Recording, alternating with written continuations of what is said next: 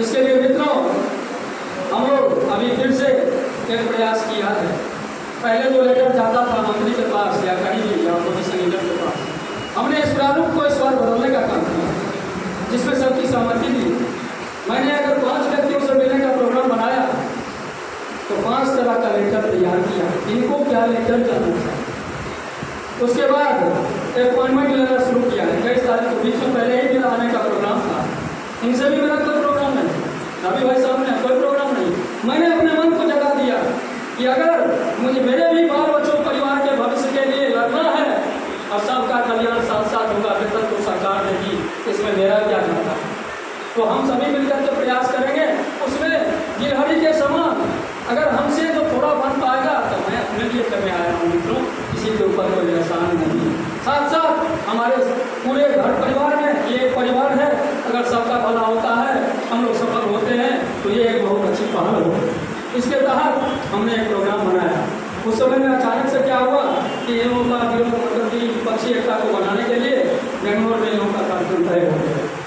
तो हम लोगों ने फिर सोचा कि अगर अभी जाते हैं तो कोई फायदा नहीं है, ये लोग तो वहाँ हैं, जिनसे मिलना है वो लोग वहाँ हैं। और उसी समय में उसके अगले दिन भारतीय जनता पार्टी का भी कार्यक्रम दिल्ली में तय हो गया, तो आप लोगों को भी पता होगा। उसमें इनके भी सारे जो दिग्गज लीडर हैं जो हमारे अपोजिशन में हैं, जो पहले हमारे विभाग के माननीय मंत्री भी रहे हैं, तो वर्तमान में भी बिहार विधानमंडल सबके विरोधी दल के नेता हैं, उनसे भी मिलने का मेरा मन किया था। मैं सच्चाई को जानूँ क्योंकि वो पहले रह चुके हैं, तो वो उनको भी थी। उसके बाद मैं भागलपुर गया कुछ दिनों के लिए। वहाँ से जब ट्रेन में आया तो हमारे कुछ साथियों का फोन आया, मैंने प्रोग्राम सेट किया कि नहीं 21 तारीख को हम लोग 20-21 में चलेंगे। 21 तारीख को मैं यहाँ पहुँचा। उसके बाद रात में हम लोग रद्द किए। रद्द करने के बाद अगले दिन टाइप करा लिए। उसके बाद टाइप कराने के बाद कभी नहीं बैठे हम, टाइप करा लिए। उसके बाद फिर आया उसी दिन शाम को, जिस दिन टाइप हुआ उसी दिन शाम को हम लोग तेजस्वी यादव जी को पालन करेंगे कि इन्होंने धरना पर आश्वासन दिया था तो क्यों ना इनसे जब उल्टा किया जाए। ये नहीं कि कागज दिया चल दिया, कागज में दम भर है, भाग नहीं सकते हैं। हमने अपने नियम कानून से उनको बांध दिया कि क्या मेरा अधिकार और कर्तव्य बनता है। सबसे पहले मित्रों आप लोगों को भी बताना चाहता हूँ कि हमारी जो नियुक्ति नियमावली है उसमें दुनिया के किसी में ताकत नहीं है कि हमारी नियुक्ति नियमावली में छेड़छाड़ कर दे। हम अस्थायी सचिव हैं, अस्थायी सचिव हैं, अस्थायी सचिव रहेंगे। सचिव का जो पद है वो अस्थायी नेचर का है। मुखिया जी के सचिव हैं, ग्राम कचहरी के सचिव हैं, उनको मिलता है 80,000। ग्राम कचहरी के सचिव हम लोग तो कर्मजरवा हैं, वो कर्मजरवा वो भी हैं लेकिन हमसे थोड़े बेहतर हैं। उनको संविदा कर्मी में पहले से रखा, जो मानक तय किया 6,000 का मासिक उनको मिलता है। लेकिन इत्तेफाक से जैसा इधर वैसा उधर होगा, विचार सरकार बताए वो नीचे है, ये बिहार सरकार की हवा। फिर भी हमसे थोड़ा बेहतर 6,000 का मासिक था। और ये माननीय मुख्यमंत्री जी ऐसे होशियार व्यक्ति हैं कि हम लोगों का जन्म तो दे दिया, लेकिन जन्मते ही कुछ बच्चा गार्जियन को दवा करने के लिए ICU में चला जाता है। डॉक्टर तुरंत आता है कि बच्चा को ICU में रखना पड़ता।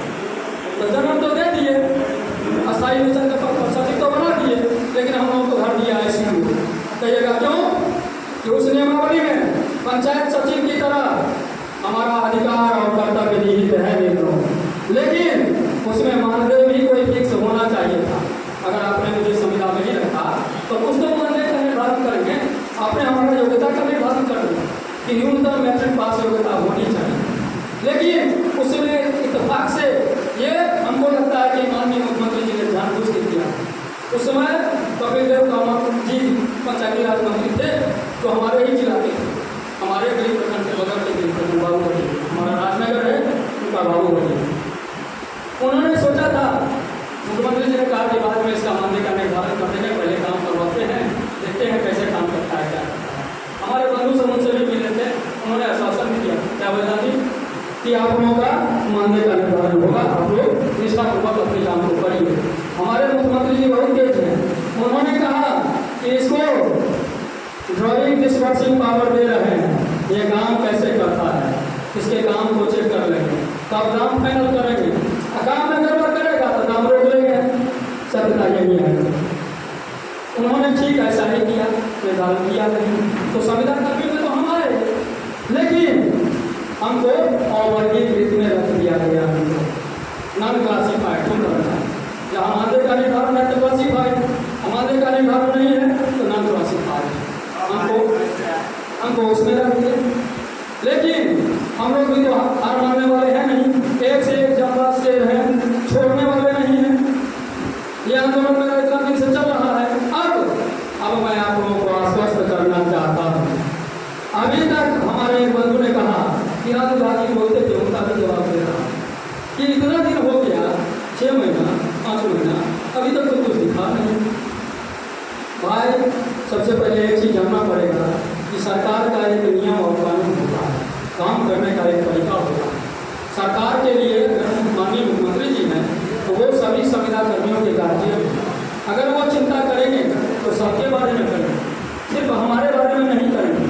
बहुत सारे आप लोगों ने जितना पद भी देख रहे हैं, सरकारी कार्यालय चलता है संविदा पर, टोला सेवक, विकास मित्र, आंगनबाड़ी, आशा, सेविका, सहायिका, किसान सलाहकार, ये जितना है आवास सहायक, ये मनरेगा में देख लीजिए रोजगार सेवक, ये जितना जो है किसान सलाहकार, ये जितने भी हैं ये सारे लोग 3000 से लेकर के 13000 के अंदर नौकरी करते हैं। 13 साल से 15 साल तक वो भी समय पर नसीब नहीं होता है, 6 महीना साल भर पर सरकार का आवंटन होता है, तब उनको वो पारिश्रमिक भुगतान होता है। हम लोग अनवरत प्रयासरत हैं, अभी तक 1 रुपया नहीं पाया। अब जो है अभी तक सभी राज्यों में, बिहार में ही संविदा कर्मी है या शोषण है, ऐसी बात नहीं है मित्रों। सभी सरकार के द्वारा, सभी राज्य सरकार के द्वारा एक शोषण का दौर चला। तो संविदा कर्मियों से काम लो, यहाँ 60,000 देना है तो इनको 10,000 तक बता दो, कम लोगों से ज़्यादा। तो सभी राज्यों में ऐसा हुआ मित्रों। आप लोगों ने देखा होगा, सुना होगा, अभी कुछ दिन पहले सभी राज्यों में या जुलाई का महीना बहुत अच्छा महीना रहा है संविदा कर्मियों के लिए, हर राज्यों में। इससे पहले आपने देखा होगा कि मध्य प्रदेश के अंदर शिवराज सिंह चौहान वहाँ के मुख्यमंत्री हैं, उन्होंने ओपन मंच से हवाई अड्डा में मंच लगाया, उन्होंने घोषणा किया कि सभी संविदा कर्मियों का सेवा अस्थायी और नियमित किया जाता है। कितने संविदा कर्मियों के आंख से आंसू निकला, खुशी का आंसू। अभी हम लोग आंसू भी 2 तरह का आता है मित्रों, जब ज़्यादा खुशी होगी, कोई अच्छा खुशहाली आएगा तो आंख से आंसू दिखता है, क्योंकि उसके पीछे संघर्ष होता है, तब वो दिखना पड़ता है। आंसू निकला, उसके बाद उन्होंने पूछा कोई छूटा नहीं ना, सबका सेवा अस्थायी वेतनमान कर दिया। उसके बाद उड़ीसा कर दिया नवीन पटनायक जी, राजस्थान 80,000 का क्लियर कर दिया, और जो शेष बाकी है वो भी लगे हुए हैं, शायद हमको लगता है वो भी हो ही गया है। हमारे पड़ोस के झारखंड, उनकी भी पूरी तैयारी है। उत्तर प्रदेश, बिहार में 38 जिला, उत्तर प्रदेश में 80 जिला, वहाँ भी तैयारी हो चुकी है। बिहार में अगर 10 लाख संविदा कर्मी है तो उत्तर प्रदेश के अंदर 12 लाख संविदा कर्मी है, 12 लाख संविदा कर्मी है, 12 लाख। यहाँ 10 लाख कैसे है, इसका भी खंडन करता हूँ मित्रों। इस 10 लाख में मलाई तो नहीं, लेकिन छाली खाने वाले 3.5 लाख संविदा कर्मी जो नियोजित शिक्षक कहलाते हैं, जो 1500 से नौकरी ज्वाइन किए, अभी नियोजित कर्मी है, नियमित नहीं, लेकिन 42,000 पाते हैं। तो मित्रों एक बात कहना चाहता हूँ, जैसे समाज में जब वो निकलते थे तो लोग उनको भी अपमान करता था, जिस तरीके से हम लोग अपने परिवार में, सर कुटुंब समाज में जहाँ भी जाओ अपमानित अपने आप को महसूस करते हैं कि बार बार पढ़ना चाहते हो, क्या हुआ, हम लोग बताते नहीं हैं। पहले से समझता है कि समाज सेवी है, इसका तो काम ही वही है, काम कर रहा है। मित्रों अपमानित होने का नौबत है, उसमें कोई दो राय नहीं। जो भी घर से निकलते हैं बाल बच्चा को समझते हैं, पत्नी को समझती है। हम लोग आज अपमानित होते हैं, वो लोग भी अपमानित होते थे, लेकिन आज वही लोग जो पतले दुबले थे, आज उनका पेट निकल गया, 42,000 पाते हैं, हर साल गाड़ियाँ बढ़ती है, शहर में जमीन खरीद के मकान भी बनाते हैं। अब और जल्द सरकार कितना भी चिट्ठियाँ ले, भारत का कानून कहता है, बिहार का भी कानून कहता है, कानून एक ही है, बाबा साहब भीमराव अम्बेडकर के द्वारा जो बनाया गया है, वो जल्द ही दुनिया का कोई ताकत उसको नहीं रोकेगा तो 50,000 वेतन के नीचे रहेगा, वो निश्चित रूप से नियमित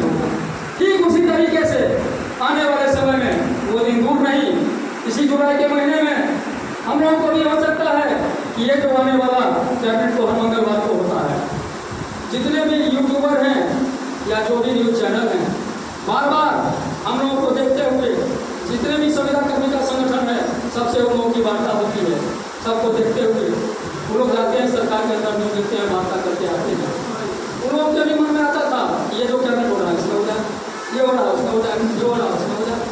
अभी तक ऐसा माननीय मुख्यमंत्री जी ने सबको चकमा देने का काम किया, अभी तक हो नहीं पाया। लेकिन इस बार जो कैबिनेट होने जा रहा है आगामी 25 जुलाई को, ये कैबिनेट वास्तव में खास होने वाला। आप कहिएगा क्यों मित्रों? वो लोग कर दिए, इनको भी आगे अक्टूबर के बाद आचार संहिता लगने वाला है, इनको भी समय सीमा निर्धारित है। वार्ड सदस्य भी चुनाव जीत करके आए हैं, 1 रुपया आज तक वेतन के काम के नाम पर उनको आज तक नसीब नहीं हुआ। सभी वार्ड सदस्य ऐसे कैसे बैठे हुए? कुछ किए हैं? कुछ नहीं, कोई विकास नहीं। 1.25 लाख वो 1,14,600 में हम लोग हाथ पर हाथ करके सब बैठे हैं। उनका भी चुनाव आने वाला है, उनके हाथ में भी कटोरा है।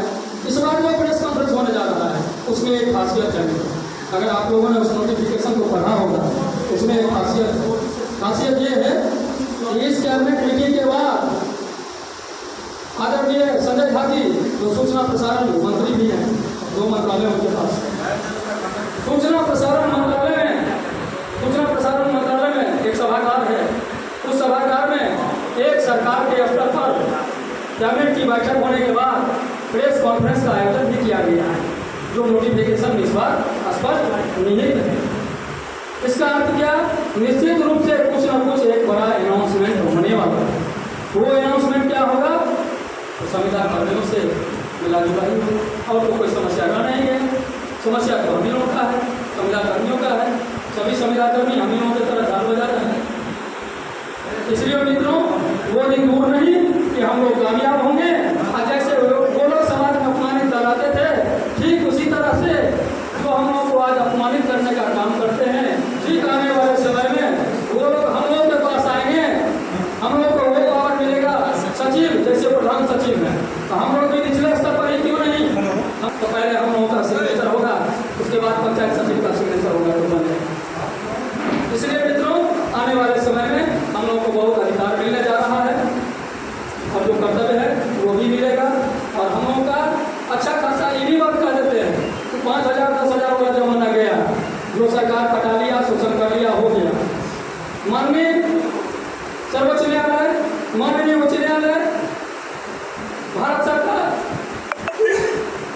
तीनों का आदेश है कि अब जो संविदा है वो संविदा प्रथा समाप्त होगा। अब जो हम लोगों का वेतन होगा वो 30,000 35,000 के नीचे हमारे कोई बंधु नहीं लगेंगे, कोई बंधु नहीं लगेगा। मेरा दावा है, तो देख लेना आने वाले समय में उसके नीचे कोई नहीं लगेगा। उनकी सीनियरिटी तय की गई है। जो हमारे रामसिंह भैया है, अनिल भैया है, हमको भी ले लीजिए भाई, थोड़ा सा उसी से लगभग। तो जो काम दिन करेंगे उनके लिए भी व्यवस्था बनी है, उनको सीनियरिटी पैनल के तहत उनको ट्रेनिंग किया गया है, उनको ऐसा रखा गया। हो सकता है कुछ कम ऐसी होगा, लेकिन जो न्यूनतम वेतनमान है 18,000 का, वो निश्चित रूप से हम लोगों को प्रभावित होगा, यह तय है। इधर आकर के हम लोगों को जो सफल प्रयास करनी थी, हम लोगों ने प्रयास शुरू किया। हम लोग उसी दिन जिस दिन टैगिंग करवाए तो हम लोग गए थे 10 नंबर में। 10 नंबर में वहाँ उस दिन तेजस्वी जी मौजूद नहीं थे, सत्य बताना चाहिए। उनका सारा मैंने कभी लिया हूँ, मैं कभी रुका नहीं। तेजस्वी जी आवास में उस समय नहीं थे। हम जो माध्यम अपना लगाए थे वहाँ हमने फ़ोन किया, हमको कहा कि 10 नंबर में चले गए। शक्ति जी वहाँ हैं, जो तेजस्वी जी के मेन हैं, तो शक्ति जी का हाथ में अगर दे दीजिएगा तो तेजस्वी जी को प्राप्त होगा। हमारे शिष्टमंडल में माननीय प्रदेश अध्यक्ष, साथ साथ हमारे जाबाज से सब थे, हम लोगों ने जाने का काम किया।